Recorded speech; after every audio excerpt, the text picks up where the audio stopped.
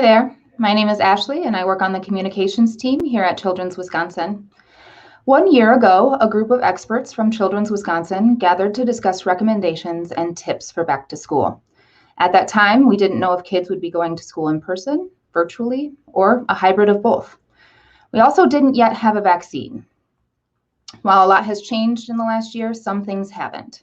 Back to school can still be a stressful time with many unknowns. To help answer your questions and hopefully eliminate some of that stress, I have a couple experts joining me today from their offices and homes.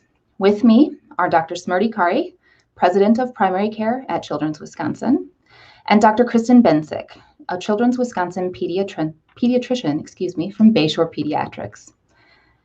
Thank you to those who posted questions prior to this discussion. If you have a question, please leave it in the comments. We'll plan to cover as much as we can within the next hour, including masking and vaccinations.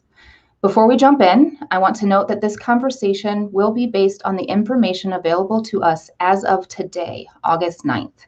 And we're aware that as more information becomes available, these discussions may shift or adjust. All right, let's jump in. Thanks to both of you for taking the time to answer questions today. This topic is something that impacts you in your work, but also personally. Can each of you speak to what you've experienced? Dr. Kari, let's start with you. Sure. Thank you, Ashley. It has been quite the experience, hasn't it, over the last year and a half? And I think at Children's, we care for kids 100% of the time.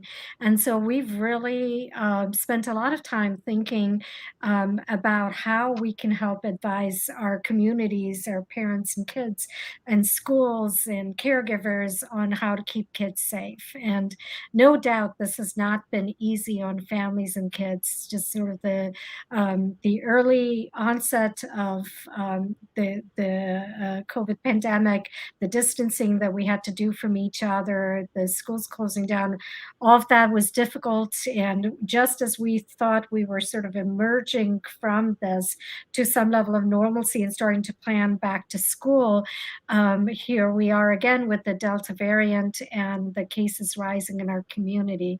So I think we as a team are working really hard to find the best advice and recommendations we can give to families. We're helping, joining in with groups around the community, as well as with school administrators to try and answer questions and to provide guidance based on our expertise and what we're learning from the CDC, and to be able to share the information that we're seeing from across the country from other children's organizations, as well as globally, so that we can all build the skill set we need to be able to approach this new school year. Personally, I still have a lot of family back in India, and so the hardest thing has been being away from them and not being able to travel, and just trying to, watch what happened around the Delta variant in India was particularly devastating. And so it's been a emotionally difficult journey, and everything that we can do to keep kids safe helps to work through some of those emotions. Yeah, Dr. Bensick? Yeah, I mean, I think back to the last 18 months and I can't even believe what we've gone through and what our kids have gone through. What we've asked school districts to do has been unprecedented. And, there was so much uncertainty. And I think what we know now a year later is unfortunately we are seeing levels rise again, but we've learned so much about how we can keep kids in school. And our message tonight is that kids have to be in school. They need it so much. Their emotional needs, their educational needs. For some, it's a way of getting food. For others, it's just so important. And so that is what we're really here to talk about tonight, is how can we help everyone get these districts, and how can we get our kids to stay in school 5 days a week and just keep moving. A lot of my colleagues have informal and formal roles as medical advisors for different school districts. We're all actively engaged in these conversations and providing our expertise, like Dr. Kari talked about. Our complex medical patients have a whole different set of issues. And, our physicians at Children's are so wonderful. And we strongly recommend that if you have a child with complex medical needs, you really talk about what their individual needs are and what's the best decision for your family. On a personal note, I'm a mom of 4 school-age kids right now, and I'm a working mom with a working dad. And last year was super tough for us. And, I know my kids suffered.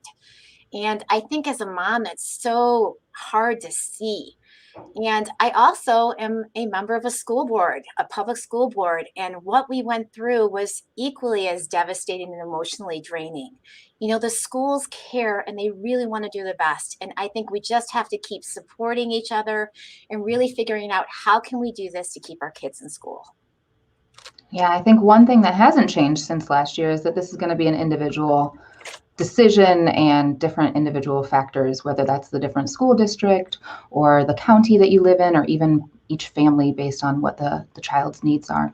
Okay. Well, it's been a year. This is going to be a pretty straightforward question to begin with. Is the COVID-19 pandemic over? Let's start with you, Dr. Bensick. Unfortunately, no. The pandemic is not over. If anything, it's changed into something we really don't like. The Delta variant is very, very real. We're seeing, vaccinations have made a huge difference. But in our southern states, we're seeing what happens when there's a low vaccination rate. And unfortunately, now we're seeing a lot of kids getting ill. And, the question is it just because more kids are getting ill, or is there a difference in this Delta variant with kids? And it's really something that's so concerning to watch right now. And our biggest message, if anyone gets anything out of this, is if you're eligible, get vaccinated. Sure. So you mentioned the Delta variant. What about the Delta variant? Is that something families should be concerned about, Dr. Kari? Absolutely. And so I liked how you asked the question, is the pandemic over? And, I had one of the other physicians I work with said very nicely, we might be done with COVID. COVID's not done with us yet, unfortunately. And so the Delta variant is the predominant variant of COVID-19 in the United States and the world right now. And what's important, I think, to start with is to say that viruses do constantly change through mutation. And this is something that I think many of us know about influenza and the flu virus. And that's really why you get a flu vaccine every year, because viruses do change. So it's normal and expected that the virus changes. And we also know that less viral bulk that exists in the community decreases the variation. So, as Dr. Bensick well said, if we have more people vaccinated, we have less disease burden and there's less of a chance of us having variants.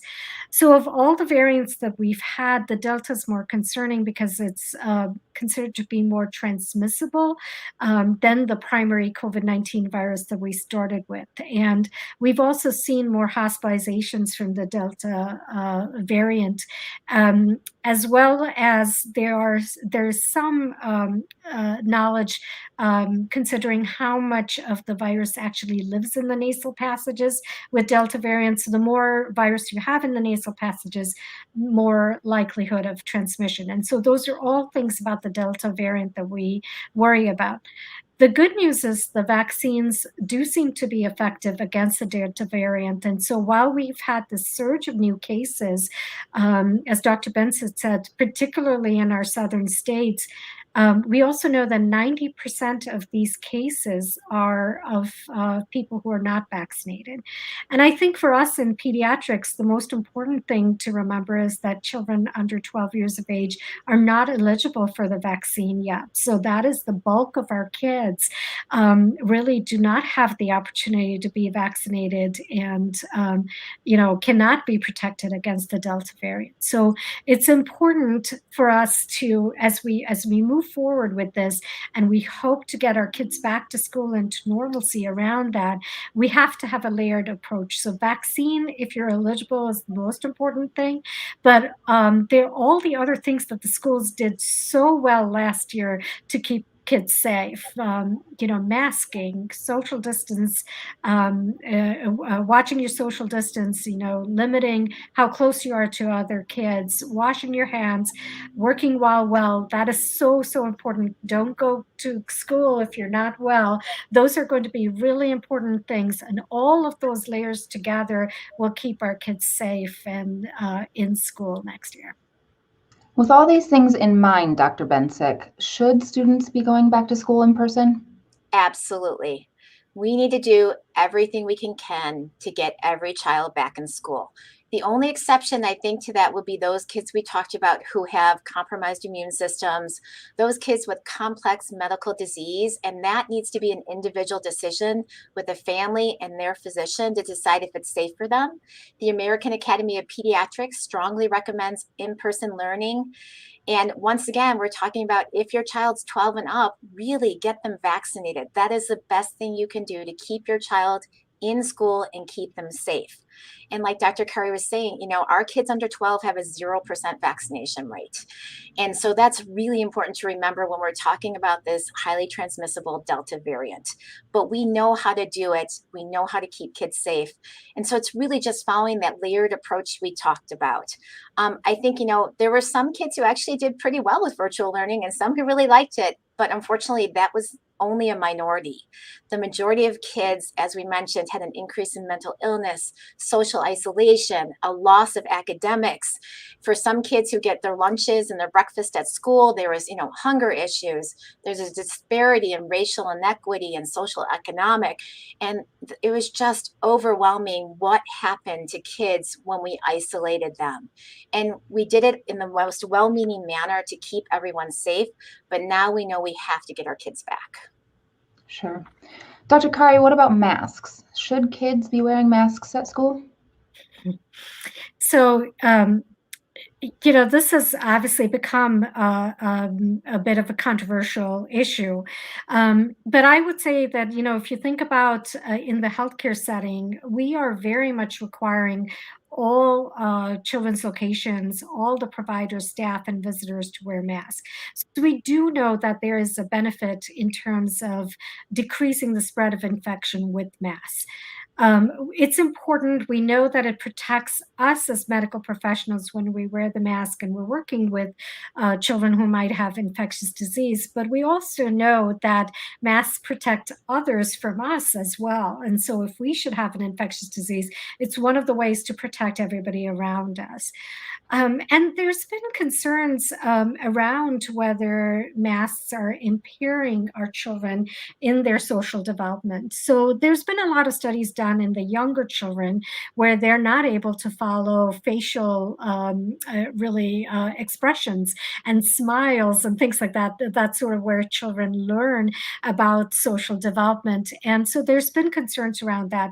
But, when we're asking children to wear masks when they're around other children and in public spaces, they still have many hours of the day when they're at home with their family without the masks and have the ability to be able to learn the expressions.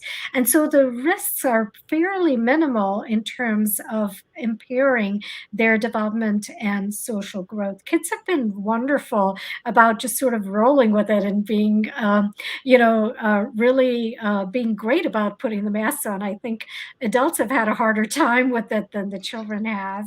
And one of the things that we know, and several of the studies have shown, that in this last year, the mitigation processes that schools put into place, where they were really mandating masks within the schools, as well as really working on the number of kids in every room, the ventilation, and all of the work that the schools did, really helped to decrease the spread of COVID-19. I mean, there were a couple of studies from North Carolina that were that were just absolutely wonderful in demonstrating that there was limited spread within the school setting, and the positive cases that they did have were all linked to community spread.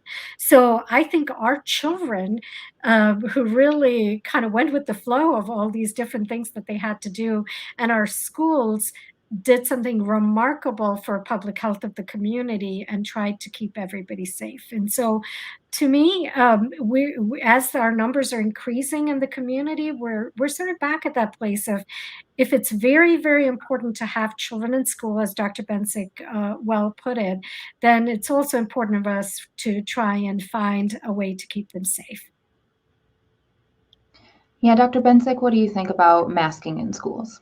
Yeah, I think, we have clear guidance right now, which, we didn't have last year as a school board, and there was no guidance for these districts. But now we have really good guidance. The American Academy of Pediatrics, the CDC, the Department of Health Services all recommend that kids over age 2 mask when indoors. And we do it because we know it can work, and we can keep, schools running safely. The other thing is it helps with quarantine issues too. And so universal masking is going to help remove some of that contact tracing and some of the quarantine issues.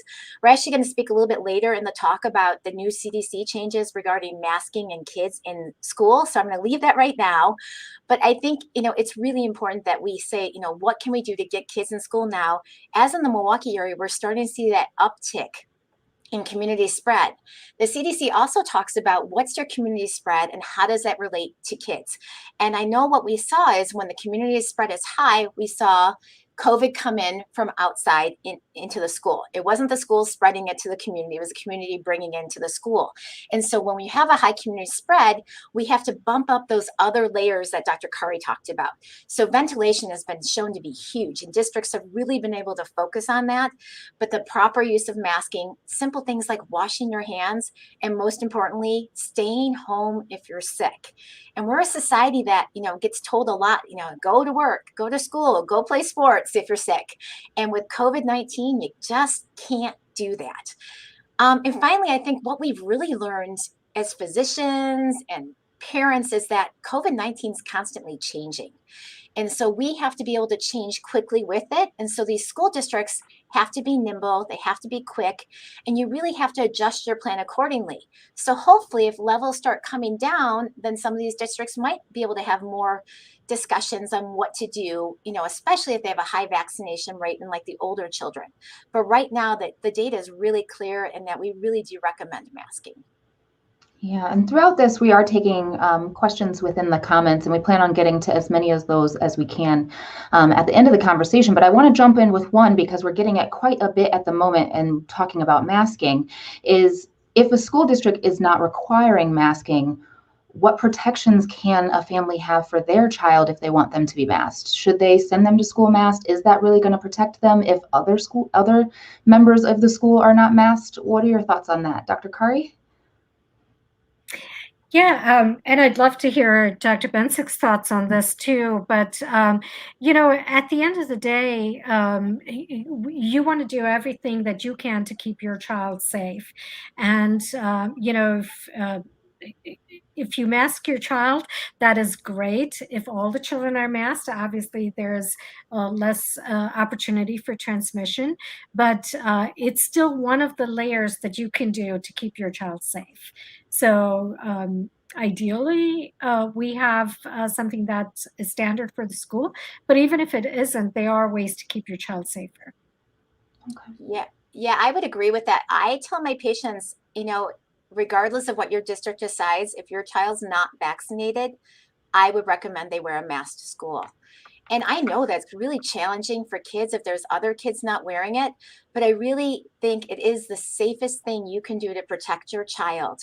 And it's just, it's about modeling. And so I have a child who can't be vaccinated. So when she goes into a store, she puts on her mask and I put on my mask too. And I think that's so important that parents say, it's okay to be different. This is something that we're doing because we're going to be as safe as we can. And go back to, you want to stay in school. I don't want you to be home quarantined. Do you remember how bad it was to be on the computer? We want you in school.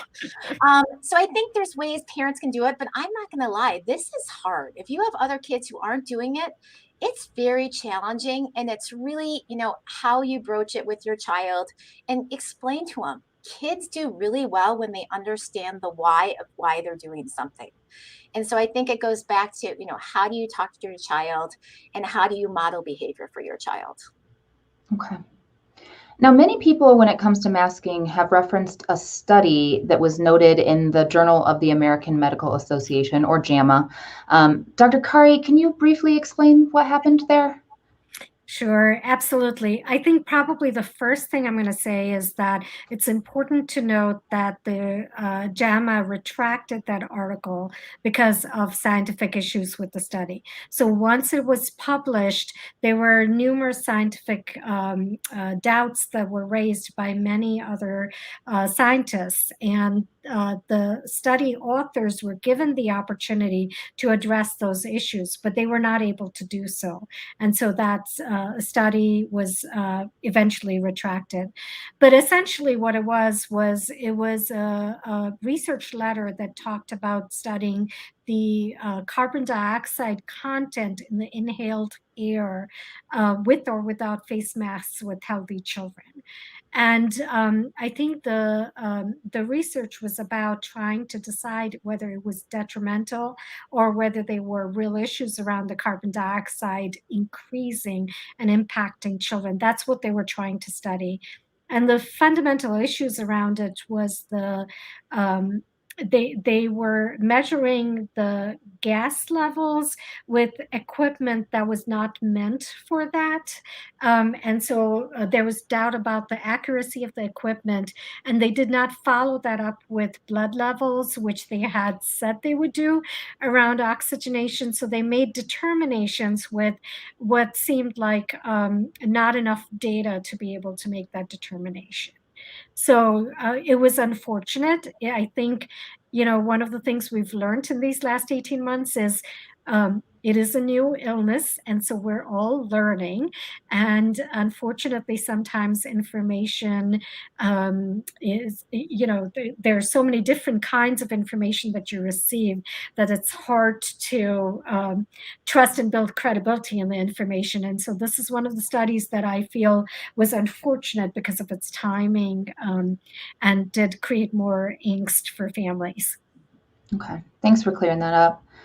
Okay, let's move on to testing for COVID-19. Should we be testing students this year, Dr. Bensick? Yeah, so I mean, the Wisconsin Department of Health Services received a large grant, and they now have K through 12 testing available for schools for the upcoming school year. And testing is really important because it does help us decide who needs to quarantine, who can go in person, and it can help limit some of those disruptions. Another important aspect of testing that we really haven't touched much on yet is that, there are complications from COVID-19. And what we've seen, they're rare, but they are possible. And if you don't know your child has COVID-19 because they have an asymptomatic, illness, you don't know to look for like myocarditis or that MISC. And so that's another important aspect to testing. Right now, the Department of Health Services is recommending that the school districts fall in line with the CDC's guidelines for testing. They have a section on prevention that districts can go to, which kind of goes through it. But what we're doing with testing is there's rapid point of care antigen testing that they can do right on site. There's also testing that we do all throughout Children's Hospital where you can come in, you can get a COVID test. If you meet, we're still doing certain criteria. So if you were exposed or if you're ill, we're testing. And I think one of the most important things is, look at what happened. I always like to use this example because look what they did with the Olympics with testing. Testing really allowed them to bring in all these people and really pull out people that were positive, that weren't symptomatic, and really got them quarantined, and they were able to continue with that many people successfully. And I think it's a good model for what you can do when you're bringing in a lot of people with different backgrounds, different behaviors at home. Because remember, COVID-19 is really community spread in. So what you're doing out in your community makes a big difference when you come into school. And so testing is just another layer added onto that multifaceted approach that we've been talking about throughout this discussion. And so I think it is a really important aspect that school districts can call on, and now they have the resources to do so. Okay. Speaking of testing and quarantining, now that some students and staff in schools are vaccinated, what are the recommendations around when someone has to quarantine? All right, so these are always fun. There's a lot of definitions going around. So let's go back to the basics. So according to the CDC, If you have been exposed to someone who has COVID-19, you should get tested 3 to 5 days after your exposure, even if you don't have symptoms. They also recommend that you wear a mask indoors for the next 2 weeks or unless your test result comes back negative. If you happen to test positive when you go in for that 3 to 5 day test, then you also need to isolate yourself for 10 days. Now, the new caveat to this is what the CDC just said for kids in school.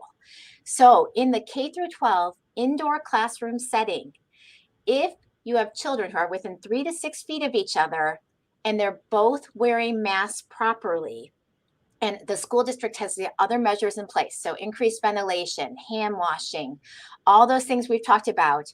Even if one of those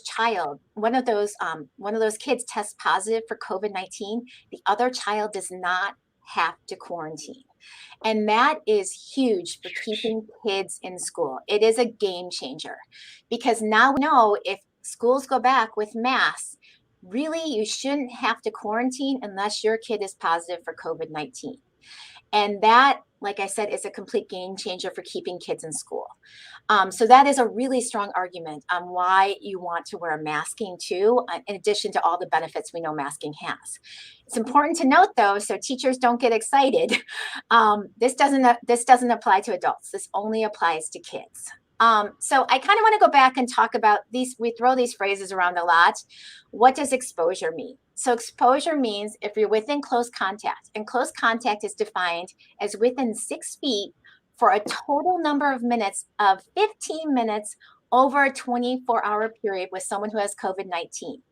You are not considered, you don't have to quarantine if you're vaccinated. So that's the huge difference too. If you're vaccinated, even if you're exposed, you still don't have to quarantine. So what is a quarantine? A quarantine means you were exposed to the virus, and what we recommend is that you stay at home and separate from others, and you watch your health and follow the guidelines based on your local guidelines. You can go to the local health departments and they'll give you those guidelines.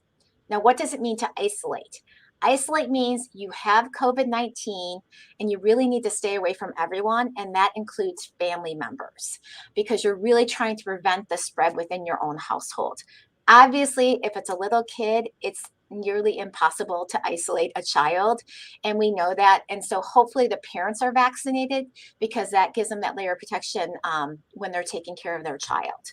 So that's all that terminology, but that really, the CDC changes really are a game changer for school districts. Okay. Dr. Kari, can you explain who is currently eligible to be vaccinated for COVID-19? Absolutely. So the Pfizer-BioNTech vaccine, anybody who's older than 12 years of age is eligible for it. There are other vaccines in the market right now, Moderna and J&J, and anybody who's 18 and older they're eligible for the vaccine for the other two. We are hoping, though, that we will soon have some information about the younger children. So there's active testing going on right now, and we have heard that it might yet be by the end of summer that we have eligibility for the next age group, which we understand is 6 and up. And the reason the younger kids, the approval for that is taking longer is because we are looking for a longer period of study, as well as they're testing a couple of different doses to figure out what the right dose is. And that's what the companies are telling us. But all of the companies are really looking to be able to advance this to the pediatric world. Probably the most important thing is that we are watching very, very closely at children's for this eligibility to happen. And we have already done some operational planning in being able to deliver those vaccines when they happen. So please just keep an eye out on our social media sites, and we'll try and get you that information as fast as we can when we receive it. Okay. And Dr. Bensick, what do you recommend if a child has other vaccines that they need to get? Sure. So, initially when the COVID vaccine was approved, there was some concern regarding giving other vaccines. That has since been removed. And so it's okay to get multiple vaccines with your COVID vaccine. And especially with this upcoming fall, COVID has really done a wacky job with the respiratory viruses this year. We really didn't have hardly any illness last winter, but now we're seeing a lot of winter illnesses in the summer. And we know we have an upcoming flu season coming. And there is a big concern. We haven't seen flu in a while. And so it's really, really important that you get your flu vaccine because we're really concerned about flu and COVID together. And there's a big concern about all these, respiratory viruses hitting at the same time. And how much capacity do we have to take care of kids if this many kids are getting sick? And so one of the best things to do for prevention goes back to vaccination. And here at Children's, you can go online, you can go on MyChart, you can set up your flu vaccine. If you haven't gotten your COVID vaccine and you're 12 and up, you can set up your COVID vaccine also. Okay. Should parents be concerned about the vaccine causing long-term issues like that with fertility? That's a question we get quite a bit. Dr. Curry? Yes, I've certainly heard about this question a lot, and spent some time trying to figure out where this concern started from. And one of the things that we understand is the concern arose because there's similarity between the COVID-19 protein that the vaccine targets with one of the proteins that is a component of the placenta. And so I think that was one of the areas where that discussion started in the scientific community and sort of caught wind and became bigger and bigger. Um, the There are probably two ways that I think about this. One, there are many proteins in our body that are fairly similar to each other. So it's sort of like when you have phone numbers that are similar to each other, it doesn't mean that it's the same phone number. So, a digit off can be very different in the way the approach happens. So being a similar protein in itself is not a concern at all. And I think probably the most important thing to know is when the trials for the vaccine were started, there were several women who got pregnant during the trial and did absolutely fine. Over the now 340 million some doses that have been given, there've certainly been numerous pregnant women who have received the vaccines and numerous bearing age women who have received the vaccine. And so we have more knowledge today to say that the vaccine is safe in those age groups. And what we do know is that COVID is not safe around pregnancy. And so, really, the way to protect the mother and the baby is the vaccination. But to also, when I think about younger kids, I think we have more and more data to show that it does not impact fertility in any way. Yeah, Dr. Bensick, do you have anything to add about the COVID-19 vaccine safety? Yeah, this is the most common question we get is that this vaccine was made too fast and we don't trust it. We don't feel like it's safe. And I think we need to really go back to this vaccine was unprecedented. We had all the money in the world thrown at this vaccine production. We had all the red tape removed. And we also had the smartest minds in the world working together to come up with a cure for this pandemic. And when you put all that together, they went through the exact same safety steps that they followed for every single vaccine. But it's amazing what you can do when you have all that combination of factors. And so we know that this process was good. As Dr. Kari mentioned, we've seen it given to millions and millions of people, and we know it's safe and we know it works, most importantly. The other big question we hear is we don't know what the long-term effects of the vaccine are. What's going to happen 5, 10, 15, 20 years from now? And while that's true, we do know what happens with vaccines who are made in a similar fashion to this vaccine. This mRNA technology that was used to make the COVID-19 vaccine is not new. It's been used for decades. And so we do know, so it's been used in HIV, it's been used in rabies, it's been used in Zika, it's been used in CMV. And we have not seen long-term consequences from that. But I would also throw back to those people who worry about long-term consequences. We know there's long-term consequences of COVID. We know that some people are having horrible respiratory issues. We know there's this long hauler COVID syndrome, which is just absolutely devastating. We know there's heart effects. And quite frankly, we know it can kill you. And so there are long-term effects to COVID that are definitely known when you're comparing it to possibility of long-term effects from a vaccine. Okay. So if we have the vaccine and it works, and we have masks and they work, why do we need both? It's a great question, Ashley. And, I think we've been saying all along today is that the protection against COVID-19 is a layered one. So each one of these layers helps us to be better protected against the illness. And I love this analogy that we've used at Children's when we're explaining it to kids. So if you're Captain America, the medicine and the machine that made you big and strong is the vaccine. It helps you to be strong enough to fight COVID-19 when you come in contact with it. And wearing the mask and social distancing and washing your hands, those are all the things that are in your shield. So they protect you with, from even coming in contact with COVID-19 to start with. And so it's sort of like it's a really wonderful way to show that you need a lot of strength and you need your tools to be able to protect yourself against this virus. I like that. Okay. So we have seen some rare cases of MIS-C, an illness linked to COVID-19, and we are getting some questions about that in the comments. Dr. Kari, can you talk about what MIS-C is? Sure. So MIS-C is an inflammatory response of your body to essentially that incorporates all of the organs of your body, multiple systems in your body, and it's something that we've seen in children following a COVID infection. So the symptoms are persistent high fevers, swelling of the hands and feet, rash, red eyes and tongue, and significant organ issues. So the kidneys don't work, the liver doesn't work, and the kids are getting very, very sick. So it is rare, but it has been seen across the globe, and we have seen it in Wisconsin. So at Children's, we saw probably the first case that was reported in the state. We've had a handful of the cases admitted to the hospital. Luckily, all of them have been able to get better and go home.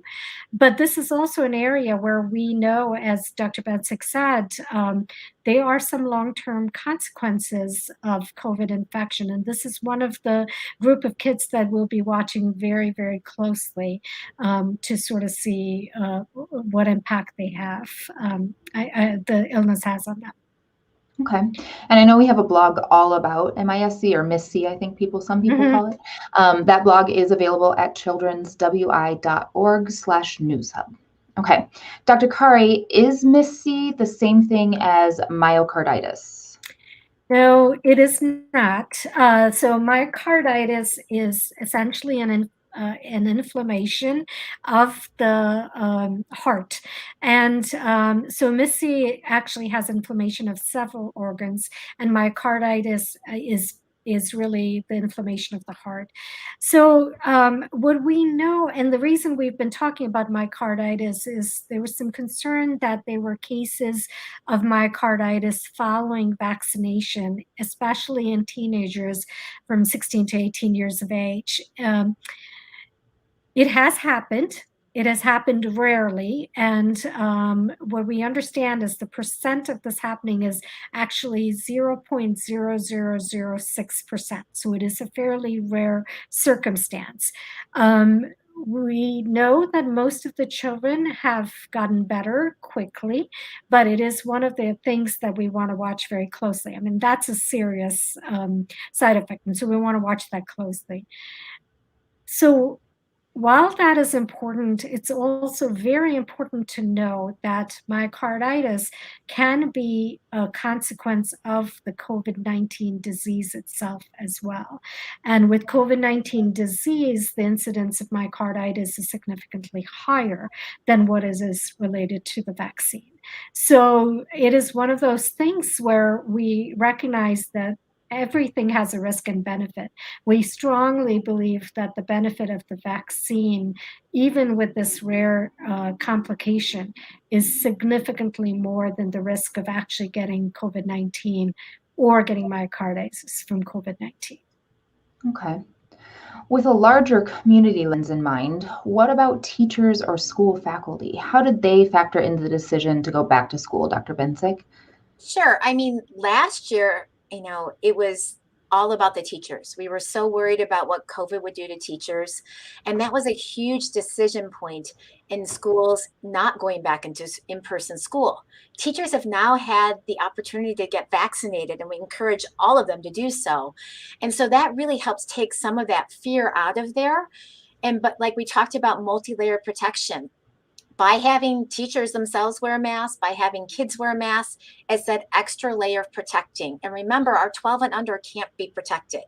And so I think, it's once again, it's about how can we keep kids in school 5 days a week in a sustainable way, and, trying to prevent quarantines. And, vaccines are incredibly effective, but we have found with the Delta variant that, you can spread disease. You can catch it. It's rare, but you can catch it and you can spread it. So that's something to think about. Your chance of getting sick if you get it is very low, but we don't want teachers spreading it to kids who can't get vaccinated yet. And that is a big concern. And so it's something that by masking, we can add that extra layer of protection and keep everyone in school again. Okay. Yeah, and early on in the pandemic, I remember our CEO, Peggy Troy, saying that the health of the communities ultimately impacts the health of our kids. And we felt very strongly about, the risk that our teachers were under early on. It's part of the reason why we partnered with the Milwaukee Health Department to really vaccinate the teachers and the caregivers early when they became eligible for the vaccine, because it's important for us to have our teachers be healthy and kids back in school. So these are all the choices that we're making to get our community to be healthier. And when we recognize that our communities are very different, and the impact of this illness has been very different for our communities. There are some communities where we've had significant inequities in health and economic and educational standards. And so in all of those areas, it becomes even more important to keep the schools going. So, having our teachers vaccinated and protected is important so that we can really keep our community healthier. That being said, we also recognize that decisions around what happens in school districts are made locally, and they're based on really the disease prevalence in the community and how the community believes they want to approach this. And so we do rest on school districts making their own local decisions, as well as taking the support of the DPI, our state level, in the public instruction departments to really be able to make these decisions. Our job is to give the guidance that we believe that we can give to keep kids healthy. And we recognize that all of these are guidances and recommendations to mitigate and lessen the disease burden in our community and to keep people healthier. So, unfortunately, we don't have, the magic wand to make this all go away, but we can certainly advise on what we know and believe will keep the kids healthy and find a new normal so that we can have decreased exposure and spread in the schools. Yeah. Throughout Children's Wisconsin locations, but especially here at the Milwaukee Hospital, we treat kids with some of the most complex medical conditions. What is our message to those families, Dr. Bensick? I think it goes back to this is an individual decision based on your child's particular medical condition.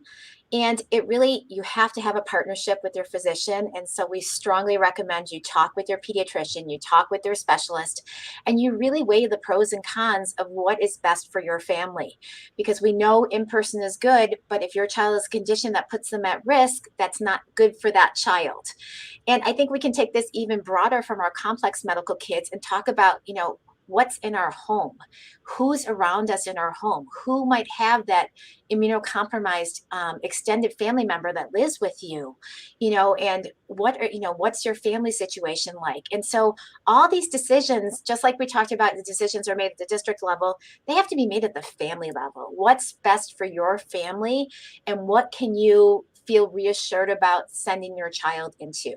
And that's something that we strongly, strongly recommend you think about, and you talk with your pediatrician and really come up with what's the best solution for your family. This has been so incredibly hard for parents, for teachers, for school districts, and for kids. And so I think it's something that we need to acknowledge. This is hard. This is not easy. A lot of times we're faced with a bad solution versus another bad solution throughout this pandemic. And we're trying to take the best of what we can do. And so take a breath, try and be really respectful of other people's opinions, because what I've learned is I don't know what's going on in anyone else's household. And so to make decisions on what someone else is doing is really, you're really not understanding what might be going on in their life. We don't know what's going on behind the scenes. And so I think it's really, let's talk with your physicians and make the best decision for your child. Yeah. Okay. And a lot of those kids with complex medical needs here at the hospital have immune compromised patients. So I know that Dr. Margolis told us to remind everyone to get vaccinated to help protect those kids as well. Mm-hmm. Okay. What about the mental health aspect of all of this? Some kids may have struggled with being disconnected from peers and could continue to struggle if they don't end up back in school physically. What signs should parents look for around mental and behavioral health during this stressful time? Dr. Kari? Yes, the mental health aspects of this have just been huge. I mean, we are really concerned about our kids and have seen increasing number of questions within our offices and in our emergency room and all of that. And so it's really, really an important topic to talk about. One of the things I would direct people to is one of our child life specialists has just had a great blog post on our website about this. She talks a lot about the things to look out for, like behavioral regressions and emotional responses, sleep issues, and things like that. And so I think there's a lot of helpful information on our website to look for. I probably can't emphasize this enough. I think it's been an incredibly difficult year for parents and caregivers as well. We've talked about our children's mental health and the anxiety around it, but all the juggling that the parents have had to do and, find ways to keep their children safe and themselves safe has been tremendously traumatic. And so it's really important to make sure you're getting care for yourself. I think it's one of the things that really provides a good model for your children to really just be open about talking about the challenges and how you're trying to help yourself. I think that's important. I think it's really important to listen carefully and pay attention. Oftentimes kids are not great about putting into words how they're feeling, but usually their behavior is changing. And, it's sort of one of those times when you want to be really vigilant about that so that you can get the help that you can for your children. I do want to sort of call out that the schools are really your partner in this, and they have been very concerned when we talk to school board leaders or superintendents or teachers. All of them talk about this being one of the areas that they are concerned about. And so they're very actively thinking about the things that they can do to help students and staff in the schools. And so it's one of the other areas where you can have resources, and certainly connecting with your own physician can help you find the help that you need around this. But it's an area that we definitely are going to be supporting our kids for a while. Okay. And Dr. Kari, what tips do you have for how to help kids prepare for going back to school?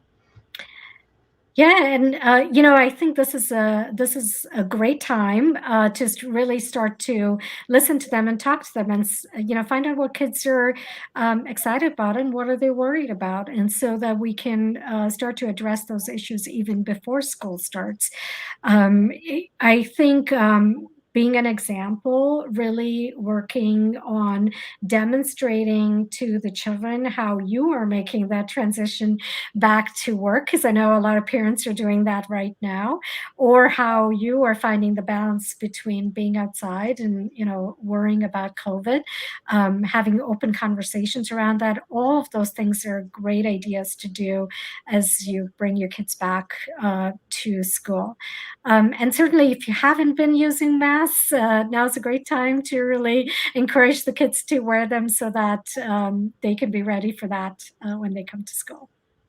Dr. Bensick, what tips do you have? Yeah, I think, setting an example is the best thing you can do as a parent. So if you know your child's going to be required to wear a mask for their school system, or you decide it's the best thing for them, I really encourage parents to start wearing a mask with them so they really can feel the benefit of that support. And I think it's really important to talk about it's okay to be different. And this is something that, we need to be respectful. Once again, we don't know what's going on in other people's homes. And so if someone's not doing something you're doing, it's okay to be different. And so I think getting that message across, especially to our younger kids, is really important because this is confusing. There's a lot of emotions surrounding masking. And so I think it's really important that we take a step back and just remember this is what we do, but we can support each other. Sure. Okay. And we have quite a few blogs actually on our website with different tips, including how to talk to kids about masks or COVID-19. So visit childrenswi.org/newshub for more information and tips related to COVID-19. Before we get into questions submitted by people who are watching live, I'm going to ask you a tough one.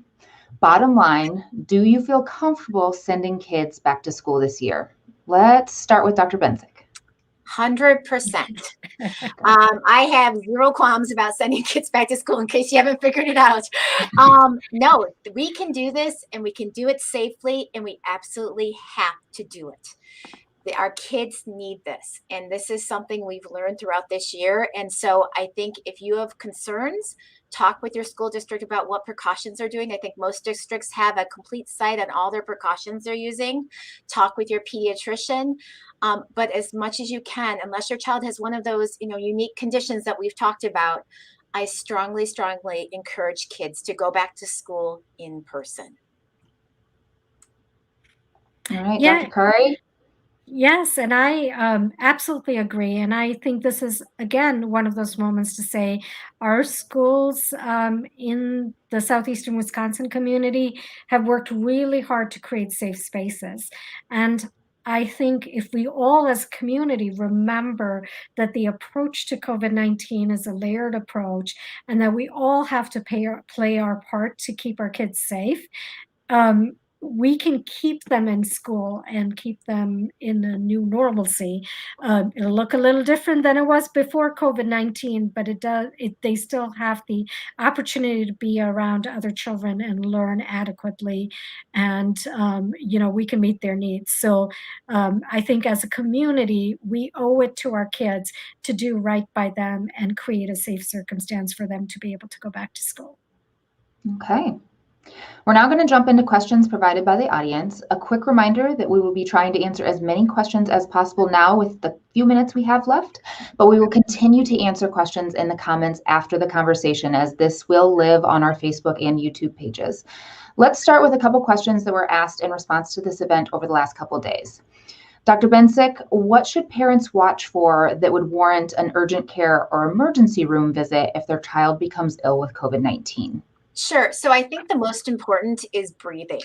So what you really want to look for is if a child looks like they're struggling to breathe. And so we talk about, especially in babies, if they're breathing faster than 60 times a minute, if you see their nostrils flaring in and out, you see them really moving their ribs in and out with every breath, that child needs to be seen right away. In the older kids, if they're having a conversation and they can't catch their breath, that's a really good sign that they also need to be seen. I think if you're on the fence, the best thing to do is pick up the phone and call call your children's provider and let us talk you through about where the best place to go for you is, whether that's urgent care or ER. But I do think, we always say this with kids, if you're really concerned, just take them in. We're always here to take care of your children. Okay. Dr. Kari, have we seen any children with adverse reactions to the vaccine?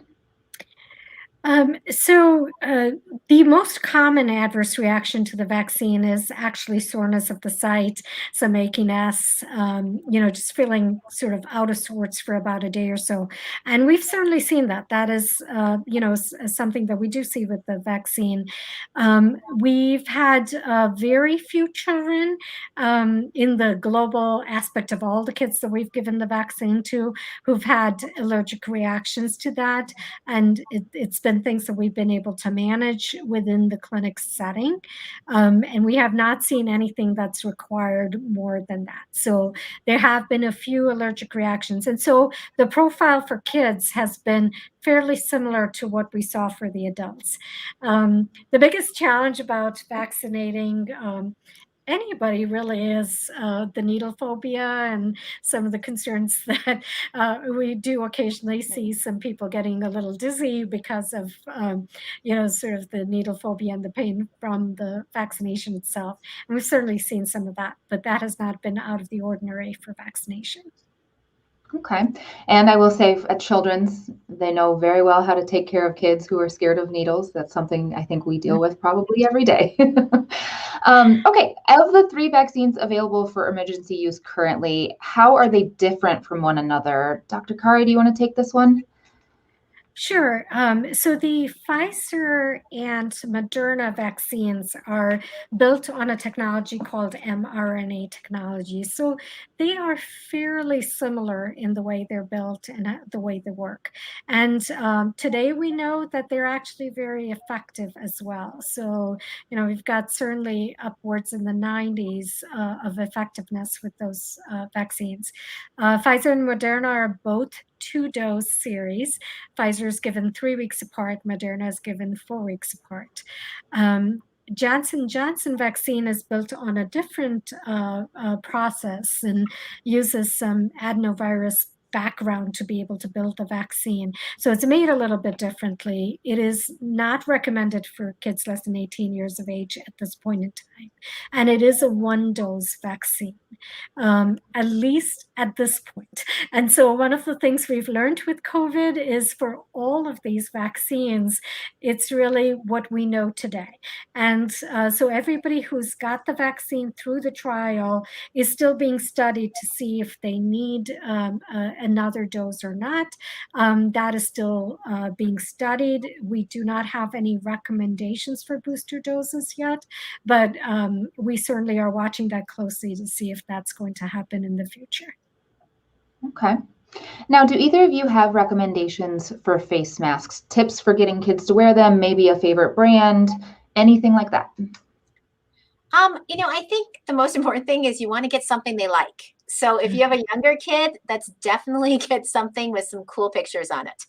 If they're into Superman, get a Superman mask. It's something that they need to want to wear it, and it needs to be comfortable.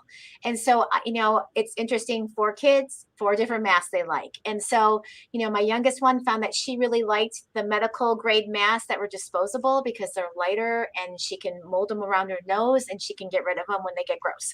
And so I would just send her to school with a pack of like 10 of them and she would just go through them.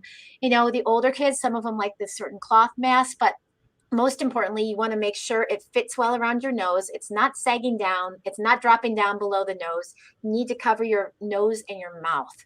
And the kids, most importantly, have to keep them on. And I think one of the things we didn't touch on is that, the CDC, you don't have to wear masks outside right now. And so I think most of the school districts are going to say when your kids are outside, they don't need to be masked, which I think is really important for parents who are like, how are these kids going to wear it this long? And remember, they're especially the younger kids, you have recess, they're going to go outside and play at lunch. And so there is going to be some mask-free time too, but it goes back to what we said a couple times too. It's modeling the behavior and what your expectations are. Kids have done incredibly well. The majority of kids have done incredibly well with wearing masks. Okay. I think we have time for maybe just one more question. Dr. Kari, can you speak to the topic of breakthrough cases? A lot of people in the comments are having questions about why are there breakthrough cases if people have been vaccinated? Can you just talk a little bit about that? Sure. So as I said, the vaccines are fairly effective, but they're not 100%. And most vaccines that we have are sort of land at that place. So when we start to have more and more of the virus-related illnesses in the community, the risk of even vaccinated people getting the disease exists. And that's what the breakthrough cases are. I think variants also put pressure on the vaccine, and sometimes you can have breakthrough cases because of variants. What we do know, though, is the vaccine, even if you have a breakthrough case, tends to have a better course for the illness afterwards. So if you're fully vaccinated and you get COVID-19, your risk for hospitalization, severe disease, or death is remarkably improved. And so the vaccine really for us is to prevent all that body of the illness, right? The critical illness. We want to keep people healthier. And so if it works all the time, it's great, but sometimes breakthroughs too happen. Okay. All right. Before we wrap up, is there anything else you want to mention? Let's start with you, Dr. Bensick. No, I feel like, I just want to say we understand once again how tough this is for parents. I think all of us felt over the summer that this wasn't going to be that big of an issue for us coming into school. And it's really kind of come full circle. And there's a lot of anxiety and a lot of stress. But I want to remind people how far ahead we are compared to last year. We know what we can do. We've talked about the layered approach. Wear your mask, social distance, increased ventilation in schools, frequent cleaning, and most importantly, wash your hands. And let's not forget, if you're sick, stay home. I mean, these things work. And so we know we can get our kids back in school. And I really implore parents, if you have concerns or questions, please reach out to us. We are here for you. Okay. Dr. Kari, anything to add before we wrap up? Yeah, probably the only other thing is, as a pediatric organization, we care deeply about the health of kids. We're here to help you through this very difficult time.